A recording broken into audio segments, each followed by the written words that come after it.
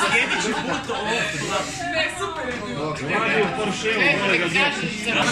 Kaj to znači, koji se to debil sjetio? I kaj to znači kupimo s osmihom? Uđeš u trgovački centar i smiješ se ko debil.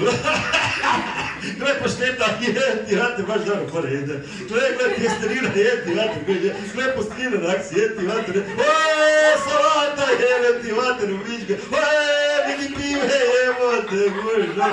Kiloska Gavrilovićeva na akciji, jebeti, vate, rubičke, ajoj, jebeti. Pa da nije. Znate koliko frajer zarađuje, koliko Žak zarađuje po koncertu? Masu. Bar fakat masno zaradi. I gledaj, imamo u Siskom, pa da, imamo u Siskom frajer koncert. Napunio dvoranu do posljednjeg mjesta, publika ostala vani. Publika ostala vani, nema veze, i to sve, da, ono baš, iako sam sad čuo da mu je čak dosadilo ovo da pjeva solo, nego će se učlaniti u klape, baš ono želi pjevati u klapi.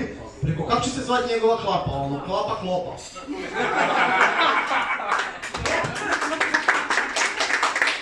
Ja mislim da su izmislili taj balet samo da se Fran može kući, ali doslovno.